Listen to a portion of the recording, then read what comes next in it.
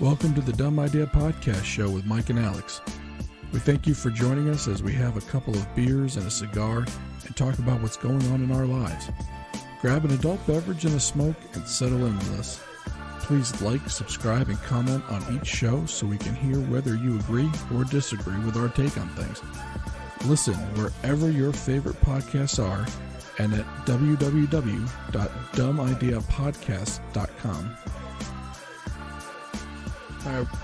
So, we both know that I am not the most in shape person out there. Okay, neither am I. I'm probably beyond the dad bod. The dad bod waved bye to me about 10 years ago. I'm sporting the keg, not the 6-pack, not the 8-pack. I'm not even talking about the mini keg. No party ball. There's no party ball anymore. It's straight up keg and a half. Yeah, this is the keg of Natty Light or the keg of Beast on the frat house basement. And it's not for lack of trying, right? I mean, I'm not talking like my wife's level of trying, where she sticks with something for like 6 months to a year. I'm talking, I'll try for like 2-3 weeks, right? And then I'm like, I'm bored with this. I'm going on to the next thing, or I'm not doing it at all, right?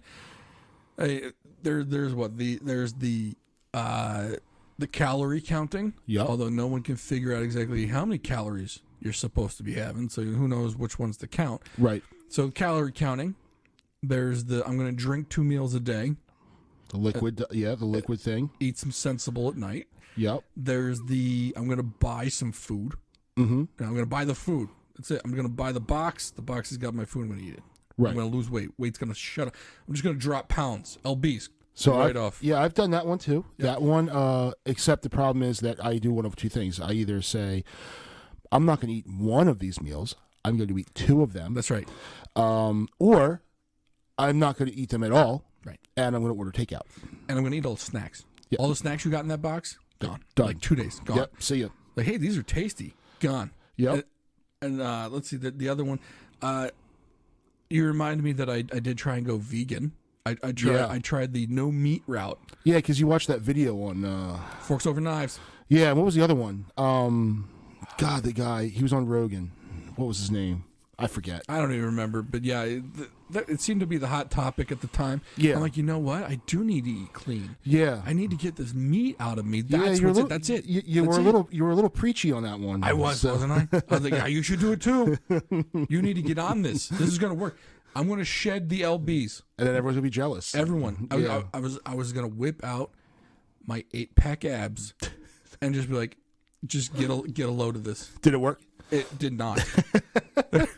It did I think I gained about 20 pounds. It did the complete opposite. So I've done a couple too. I've done Whole30, which I was actually successful with that. I stuck to it for 30 days as prescribed. I didn't drink any beer.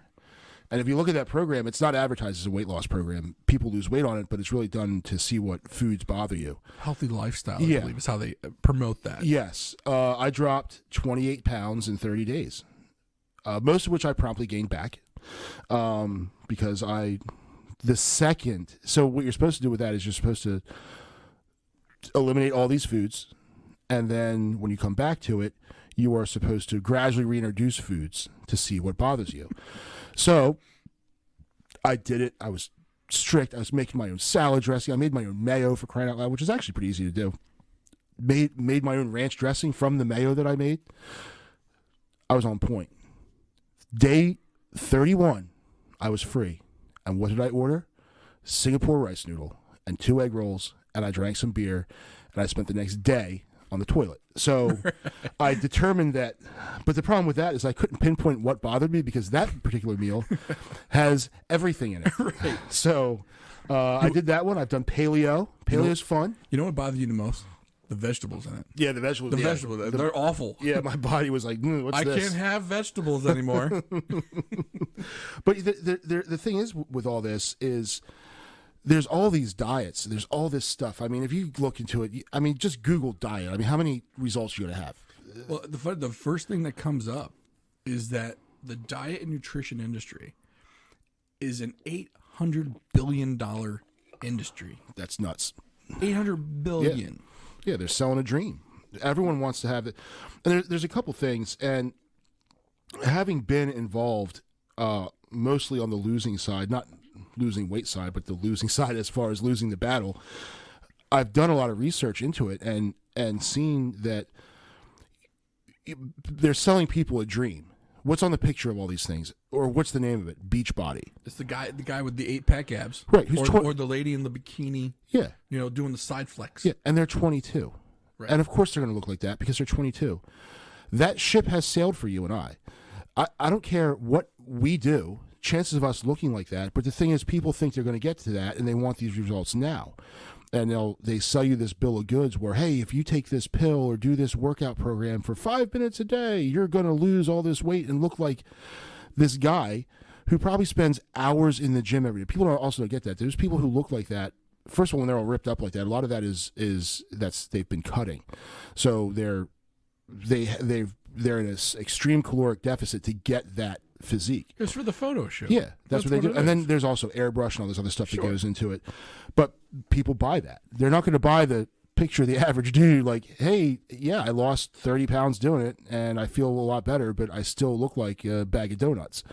So, but people think, oh, I'm going to be this, I'm going to be this in a month. No, you're not going to be that in a month. You're going to be that in... I didn't get this big in a period of 30 days. It took years of hard work and dedication to get to this point. There was a lot of 6-ounce curls in there. Yeah. You were working out, just not the right thing. Right. It's going to take a while, and people don't realize that. And then you also have to think of, you have to be the best you that you can be, not necessarily the best fitness model. That's what those people are. They're fitness models. Their job, they're essentially professional in shape people. Is that a thing? Yeah, that is. But that's what they do for a living, and the body is their billboard. Yeah. That's what they're selling them, right? And so their body's got to be the advertisement. Yeah. So then people get discouraged because it is a process and it's a you have to be dedicated to it. But the other thing is for as long as we've had. And I would say that throughout history, the poorest people in the world were starving. Except now, in the United States, the poorest people are the most obese because they're eating garbage. And but in the, what would you say, the last 50, 60 years that this has been a thing, there's been, how much research is done into it? Yeah, I mean, people didn't look like this, around the 50s, right? Guys that went to World War II didn't come back and grow huge bellies. No. Right? But, I mean, back then, though, you walked a lot more. Yeah. You did more exercise outside. They ate better food. There was less entertainment in the home. Yep. It was a different lifestyle. Yeah. I don't think you can really compare the two times, but food got cheaper. Mm-hmm. It got more energy dense, and there was more energy dense, and there was just stuff in there that's probably not helping you out. Now, I'm not a big advocate of anti-sugar. I don't think sugar is the devil. I think too much of it can be bad. I mean, I think if you have one Coke and one Coca-Cola, I think you've had your sugar allotment for the day. Like the amount of sugar in a Coke is ridiculous. Right. But even if you don't drink Coke, even if you have a Caesar salad, the dressing on it kills you. Oh yeah, there's even the healthy foods aren't all that healthy, and all of these plans. It's not about what the plan is, right? It's always about what's between your ears. Yeah. And for me, whatever it has been, I've just been like, I just don't want to put this effort in. I don't want to put the calories in my phone. Right. I don't want to spend the extra 20 minutes. Well, everyone else is sitting around my table, talking around dinner, logging your meals, and I'm sitting there, taking myself out of that to log the meals. Yeah. Or, I want to grab a quick lunch. I'm going to put turkey between 2 slices of bread. I got to get back to work. I just don't want to log the meal. Yeah. Or do you want to get up? So you run the option. If you work outside the home, you run out. You're like, okay, I got to make lunch. So you can make what are your portable lunch foods? Sandwiches, bags of chips, things like that. Or do you want to be real strict and take salmon, vegetables, and rice, Right. which you had to get up either really early to prepare. Who wants to cook salmon at 7 o'clock in the morning? Or you got to prep 6 meals on a Sunday. Right. And that takes, that becomes, because when I did Whole30, I had to prep my food. There's no way to do it unless you did it. And I was successful. But it's definitely a commitment. Right. I'm not going to say it's anyone else's fault but mine. Right. I'm the one that's putting the food in my mouth. I'm the one that's choosing not to put the effort in to make it work. I understand that. I'm also saying, look, it's not as easy as people want to make it out to be. Right. Especially once you get to a certain weight, the effort it takes just to get up sucks. Yeah. And but again, though, I'm not blaming anyone, right, except for the thing between my ears. And I'm not saying that anyone else should feel bad. I'm not saying anything. Yeah. But the industry out there is aimed to say you can do nothing and you're going to lose weight. Right. And it's not true. All you're going to do, you're going to do this program for 5 minutes a day and you're going to lose weight. Right. Oh, and by the way, you're going to have to cut down to 1,400 calories. Right. And in order to make that work. And at that point, and from my own personal experience, and I'm sure everyone, if you talk to any legit professional, they'll tell you this, that, especially initially, it's 80% diet. Absolutely. So you can go buy the piece of fitness equipment, and back in right around, I think it was in November, my wife and I bought a Peloton, and I thought it was dumb, because of the commercials where I said, hey, we can't buy this thing. We don't have a picture window that overlooks the French Alps. For me, that's because that's what they were selling. Oh, I'm sorry, I don't live in an apartment that overlooks Central Park where the Peloton has to go. So we had, she got it, and she got me shoes for it, and I rode it a lot. I still do. The thing is, though, what I found from November until New Year's is that I would ride this thing and lift weights in the basement every day, and I'd see no results on the scale. And that would be, now my performance improved. I could ride that bike harder. I could lift more weight. But as far as motion on the scale, actually, I was lifting so much I was going up. But after New Year's, I said, let me get my nutrition locked down, and I did, and the weight started coming off. So that bike had nothing to do with it. It made me a better bike rider. My cardiovascular health improved. But as far as a weight loss tool, that's discipline in the kitchen. It doesn't have to you don't have to sell that. That's just you choosing to eat better food and not eat garbage. Yeah, I mean, there are places now that sell the diet plan. But again, though, if between the ears, if you don't want to give up pizza, and you don't want to give up cheeseburgers, because let's face facts, those are high-calorie foods. Yeah. A single cheeseburger can be upwards of 1,000 calories. Oh, yeah. A medium number one has over 1,000 calories in it. Right. So, but even if you just made some burgers at home, you're talking about an 800-calorie burger. Yeah. You have 2 of them, you're 1,600 calories, and you're done for the day. Yeah, and then throw some fries in there. And then, of course, you're hungry. Yeah, and a couple High Lifes. Again, though, it's not hard. Yeah. It's math. Yeah. At that point, it's math. But you've got to be willing between your ears to be willing to say, this is math and I need to do this. And if you're not going to be successful. Yeah. Which is why I'm not successful. Right. I'm not willing to do it. Yeah. Now, I mean, I'm hoping at some point something will click and magically I'll be like, you know what, I'm ready. But to this day, it just hasn't happened. I'm not ready to do it, I guess, which sucks. Right. But that's life. Yeah. And the thing is, like, it's so if you look at these shows, remember the Biggest Loser show, where people dropped all this weight, like, oh, I can do that. Yeah, it's easy to do that when you're in captivity, because that's what they are. And then they showed the follow-up. Yeah. The follow-up, and they gained back 30 pounds. Oh, yeah. I mean, they dropped 30 pounds or 25 pounds in the first week. Yeah. Okay, well, the first week after they got home, they gained 20 pounds back. Yeah. And the thing is, because when you're on that show, there's a nutritionist. You're dealing with a world-renowned trainer. You're dealing with physicians. You're dealing with all this support staff, and you don't have to work. You don't have to get kids to practice. You don't have to make meal for an entire family. For me, so I love fish. I will eat fish every meal. Love it. My wife hates it. So if I want to eat fish, I have to make fish for me and then chicken for her. And never mind the kids. Right. And then one kid has been sneaking fruit snacks all day, so he's not hungry. The other kid doesn't like anything. And then the third kid, all he eats is chicken nuggets. So now you have real life interjected into this thing. But guess what everybody likes? Everybody likes pizza. Right. So, and guess what? We just came back from baseball practice, got to get these kids in bed. So you know what? Let's get a pizza. Let's do that instead. And well, I can hear all the parenting critics out there now. Oh yeah. Well, no, you put dinner in front of them, and if they eat it, fine. If they don't, they go to bed hungry. Eventually, they'll eat. Yeah. That's how you parent. Get out of here with that. Get out, yeah, because you know what? At the end of a long day, you want to know what I want to hear? Yeah. I want to hear my kid moan, whine, and cry that they're hungry because I've put, I put salad and carrots in front of them. Right. Here's here's poached salmon and kale.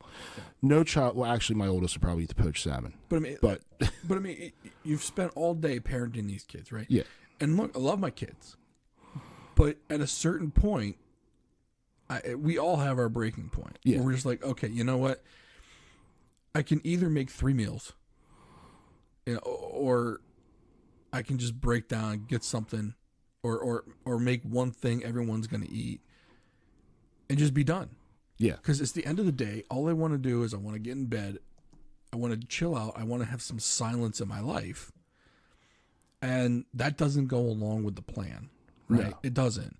Now, look, do you have to be, do you have to be on fleek, as the kids say?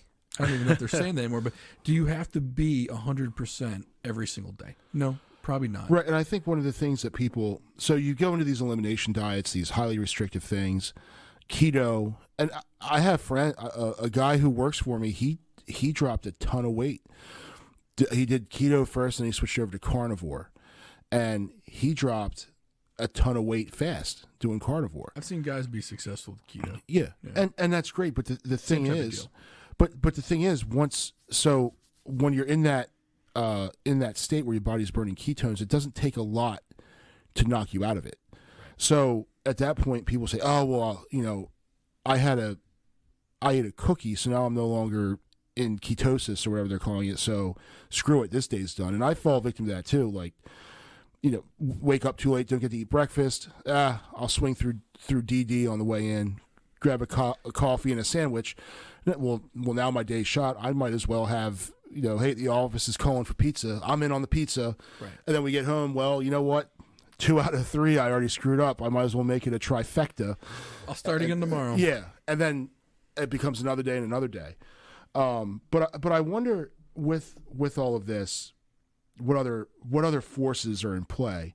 Because as humans, we've been on this earth for quite a long time, and only recently have we, and really in the West, specifically the United States, have we gotten this big. And I wonder what else is out there. If the key is out there and everyone knows what it is, why don't we do it? Well, think of it this way. When it comes to diet and exercise, I mean, there's nothing more drilled into our heads every day that we shouldn't be overweight. Right. Yet people still consciously make the decision, like myself, not to put forward this effort to get fitter than I am. Right. I'm not even saying be fit. I'm saying for someone like me, if I dropped 40 pounds, I'd be a lot healthier than I am right now. Right. I'd have weight off my joints, which would help a ton. Yep. That alone would be great, right? Yeah. So, but is there any benefit to the industry to say, look, yeah, you might be over 300 pounds, but let's knock 40 off you. And we could probably knock that 40 off in 2 months. Yeah. Because you're so overweight. The 20 pounds in the first month will probably come right off. Mm-hmm. And probably in the next 60 days after that, so maybe 3 months, we'll get that 40 off you successfully. And we'll get you to a point where you can just maintain. Yeah. Yeah. Well, but that's not. But here's the thing, though. No one wants to do that because after 3 months, you're not paying into the system anymore. The gravy train is gone. Yeah. The whole part of these things is to get that residual income. Mm-hmm. It's all that passive income. You want the monthly payment, month after month after month, because that's what makes you money. Not like we were saying before off air. There's no money in the cure. No. If you're cured, or if you're in much better shape in 30 days, and you're not paying these people anymore, well, if they keep doing that, they're gonna lose their livelihood. Right. There's no money in that. Right. It's like the tobacco industry wants to keep you smoking. Hell yeah. So because if you stop smoking, then you're not buying cigarettes from them. That's right. And the fitness industry is kind of if they want to, think of how many people go out and they get a gym membership, and they're good about going for a couple weeks, and then they stop. How many of them cancel that gym membership? No one. Yeah. They keep getting that. And one of the worst offenders is Planet Fitness. Mm-hmm. Because what is their advertisement? It's $10 a month. Yeah. Just $10 a month. And then I go on the website. So I went on, because we got a new Planet Fitness around the corner. So I went online. Yeah, it's $10 a month with a $40 annual sign-up fee. Yeah. So it's not just $10 a month anymore. So then when you go on the website, you're feeling like, well, now they're not telling me the whole truth, so I'm not going to sign up for this. I don't like that kind of marketing, right? But with any gym, with any workout group, they want you to keep paying. It's being disingenuous, right? Whereas a real person, a real trainer, someone who actually cared about you, would say, look, man, you're 330 pounds. If we knocked you down to 290, you'd be a heck of a lot healthier than you are now. Yeah. And if you want to keep going after that, we'll talk about it. We'll see if it's something you want to do. But let's knock off give me 3 months. Let's knock off this 40 pounds, and I'll leave you alone. Well, yeah, and I guarantee you. So I lost, starting right after the New Year's, I've lost 30 pounds since New Year's. Now I hurt my foot, which kind of screwed up my progress. But I can say just from losing those 30 pounds, clothes fit better, I sleep better, all of that goes into it. Well, I hurt my foot, couldn't work out, nutrition fell off. Well, now my foot's better, but it's hard to get back into the swing of things. Right. Even though I know for a fact the reason that I feel better is because of the working out and the exercise. Now, yeah, we spent a bunch of money on the Peloton. Did we have to? No. You can get a cardio workout by doing burpees with no equipment. I fell into some weights. I got lucky. A friend of mine was going through a divorce. I bought all his stuff, and now I've got it in my basement. I literally have zero excuse. There's no excuse. I am no more than 2 flights of steps away from my gym. However, I have not done anything in a week.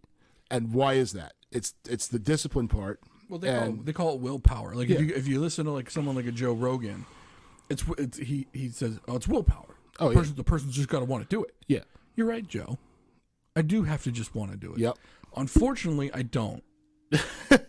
So, sorry, Joe. If you can get inside my head and help me figure that part out, great. Yep. But again, and yeah, I'm not one of those people who's like, oh, they're weak.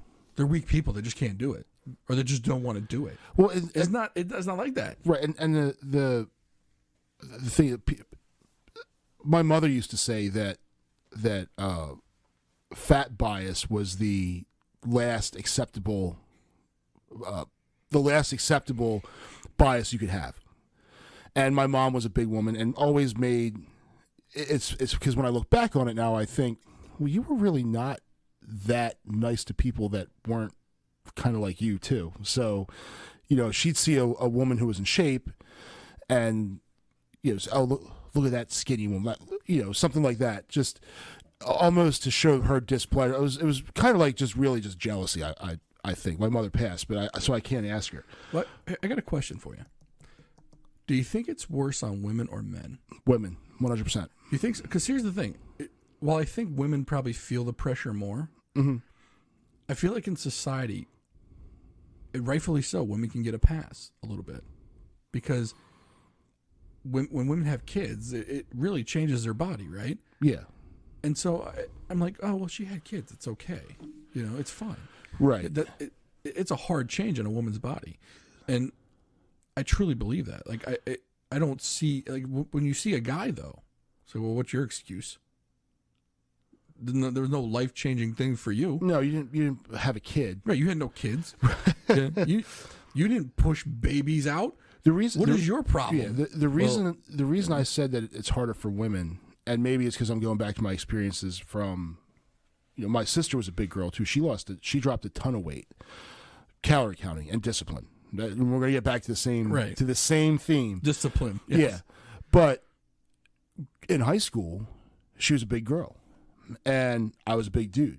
But right around puberty, the little fat kids, of which I was one, all of a sudden become the big dudes and start doing things like being offensive linemen. Sure. And then that baby fat starts filling out and starts turning into muscle. Same thing doesn't quite happen for girls. So, and then also around puberty, all the little skinny kids decide they want to be big and they want them gains. So, but the big kids already have it. And you can excel athletically in football, for example. Right. Being big is a definite plus. Right. And can take you, just by sheer gift of genetics, you can go far in that sport just from being big and strong. The same thing doesn't happen for girls. So I shouldn't say no girls, because I know some women that lift heavy weights and are into bodybuilding, but for especially the high school age set, they come out and it's not cool to be the big girl. No. And they, when I played ball, I had, pretty girlfriends and stuff like that my sister didn't have the male equivalent of that because she was the big girl. So it was kind of hard for her. So that's why I said it's difficult. Well, I think they also get it worse on TV too. Oh yeah. For example, I mean, how many times did you see the out of shape husband had the in shape wife? Right. Oh, yeah, it's constantly. Yeah, you never had the opposite effect. No. So I mean, for the women out there that don't have the imaging of, the larger lady with the smaller husband. Yeah. That imaging was never out there. Yeah. So I can see what you're saying. It's probably harder on. It's probably more forced on them than it is on us, especially if women are reading more of the magazines and what is it, Vogue and some of these Cosmopolitan back as we were growing up. Oh, they weren't profitable publications because no one bought them. It wasn't until we got older, probably in our mid-20s, that Men's Health, what was it, Maxim magazine, those started taking off, and that, I think that's when men kind of got it more targeted toward them in the print ads. Yeah. And also, I think as the health industry came out, when Billy Blanks and the Tybo, I mean, it was aimed toward women, but Billy Blanks was the guy on the cover. Right. And so then the imaging started becoming more prominent for guys. But like I said, I think that in society, people will also not question women as much because they have the kids sometimes. Right. Where, and like I said, with the guys, it's like, what is your excuse? You have none. You didn't do any. There's no life-changing formula for you. True. So get out of your way and do it. Right. And also, just knowing what we know about, men have. So my wife and I will, we do best when we engage in these weight loss pursuits together, because if you have one party that's not on board and one that is, there's no teamwork aspect. So and it's someone holding you accountable. Exactly. That's why if you kind of went into a group, I think if you went into one separately, if I went into a group of guys separately, no women involved, and there's something to be said for keeping the sexes separated when it comes to something like working out, because you don't feel that pressure of like the in shape girl in the group, right? Oh, or the super fit dude when if your wife's in the group and she doesn't got to worry about the super fit dude being all judgmental. Yep. With his 8-pack abs, you don't got to worry about that, right? Mm-hmm. There's something to be said for having a group of dudes holding each other accountable. Yeah. Just like, both of our wives, look, they were part of that whole, and look, we called it something very affectionately. We called it the cult. Yes. All right. Oddly enough, when we met up with other husbands of girls in this group, they called it the same. They also called it the cult. because it was cult-like. Yeah. But it worked for a lot of them. It did. No, it worked for a lot of them. Now, if we had our own cult, so-called cult, I'm not saying cults are bad. I'm not saying in a negative light. Right. You cult followers out there, we are not disparaging towards cults. Right. Do your cult thing. Just not what we're talking about. Don't drink the Kool-Aid. Yeah, please don't. Everyone died in that. Most people died in that. But if guys had the cult, the workout cult, which I think they would do better. Yeah, I think some of it is how... By the way, without being all freaky like CrossFit. Yeah. You CrossFit people need to calm down. So I think part of the reason is the way dudes work out as opposed to the way girls work out. So when I go in the basement, when I'm on my game, I'm up at 4:30 in the morning. I'm in the basement lifting weights. I'm listening to a podcast. Chances are I'm not pumping music, or if I am pumping music, it's like it's death metal. It's I love me some Rage Against the Machine, by the way. Yeah, it's something like that. And I'm just in there in the zone by myself, just me and the weights. Now my wife, she comes down. She's like, "You're drinking coffee?" Yeah, I'm drinking coffee. I'm doing a heavy set. It's 5x5. I have a minute and a half between each set. What else am I going to do? Drink coffee? Why not? What kind of workout do you drink coffee? This one. So the workout I'm doing, right? Which, hey, people pound pre-workout. I'm just doing it throughout the workout. So, dudes. If I had coffee during my workout, I'd have to take a little pre-workout, a mid-workout break for the bathroom. You know what I mean? Yeah. Coffee drains me. You know? So sorry, go on. So she liked doing it in the group, which is fine. I was doing an early morning workout group for a couple months with some guys from work, and there was a girl that worked out with us, and her entire body was a muscle. Like, this girl was absolutely shredded. And she'd smoke all of us, even the in-shape dudes, just smoking the hell out of us. Now, I thought it was cool that she was in that good a shape. She could beat me everything that did not involve just raw strength. She had me on. Running, no contest. Burpees, nope. She was doing box jumps on like the 6-foot box. Like, I'm just stepping up because I had a bad Achilles, so like I wasn't jumping on anything. So it was crazy though. But I prefer to be by myself in the basement with my weights and then jump on the bike for a little spin and that's it.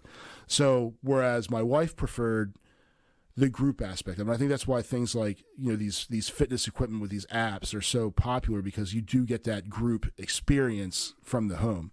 Well, even though you like working out on your own, like that's what your jam is, right? Yeah.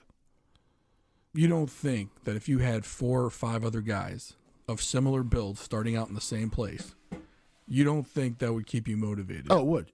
And one of the things about my early morning workout group that I did a couple years ago was that I'd wake up. So the gym was a little bit far away. This is when I had 2 gym memberships.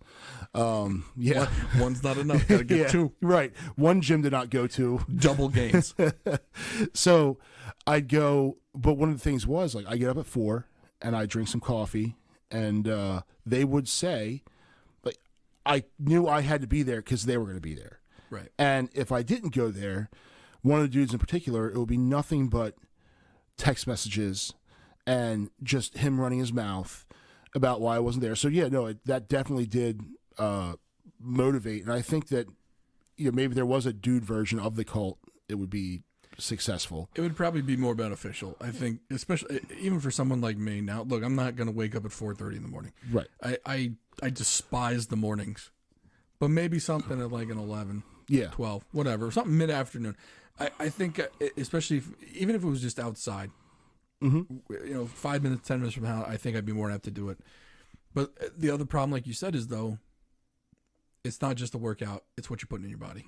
Right, so now, no one's holding me accountable at home, and I apparently am not holding myself accountable. Yeah. So unless I get that tweak between my ears, it is what it is at this point, right? I mean. So we'll then, see. Then the question is, do you just give up, or no, you give up for a certain amount of time. You say, this is it. I need to get going again. You try something else. You give up on you just keep trying and giving up until one day you just don't give up. I think at some point you have a moment where, like, you know what, I can't do this the way I am anymore. And what kind of motivated me after New Year's was the fact that, well, a lot of it was my sister. I mean, she dropped 125 pounds watching what she ate and doing workouts. And I said, well, if she can do it, I mean, I can do it. Like, why not? So I did it and then started feeling better. So, but the problem is that result, that starting to feel better, takes a while. And when you first start, you actually don't feel better. No, you feel worse. You feel worse. Feel awful. You're sore from moving things that haven't moved in a while. You're hungry. You want to eat all the comfort foods that you've ate, whether it's pizza, cheeseburgers. You want it. You want it all. Mexican, whatever it is, you want it. And if you go on this thing, well, I can never eat pizza again. Well, then what do you want to eat all the time? Pizza. Right. Meanwhile, you, instead of saying I can't ever eat pizza again, you buy a pizza for the family. You buy one. Right. And you have one slice of pizza. Yeah. Not four. Or a whole pizza. The entire pizza. Yeah. Because I was always of that pizza's not going to be any better than it is right now. It's hot. It's delicious. Yeah. Freshly cut. The cheese is great. I'm going to stuff this in my face. Yeah. And I'm not going to let this food beat me because it's food. And most of a pizza is a plant anyway. Right. And you can't let a plant beat you. Look, man, they've been making bread for hundreds of years and throwing stuff on top. How bad can this pizza be for me? Right. And I don't think that and if you look at what Europeans eat, I've been to Europe. My parents used to live there. Their food's rich. It's fatty. It's rich. It's good. They also walk everywhere. Yeah, they walk everywhere. They don't live the sedentary lifestyle that we do. So, unless you're, and it's really hard to outwork that. Unless you're 22 and a garbage man, you're not going to burn off the food that you're eating. So, right. Well, guys, I mean, for all you out there listening to this, if you've ever had the struggle, we feel you. We feel your pain, and hopefully you find your magic bullet and can get some weight off you. Not saying you got to get it all off you, but get some off you. Let your joints feel better. Get your sleep right, and we appreciate you joining us. If you can, like, subscribe, share this video, this podcast or video if you're watching on YouTube. dumbideapodcast.com. And we just appreciate you coming and hanging out with us.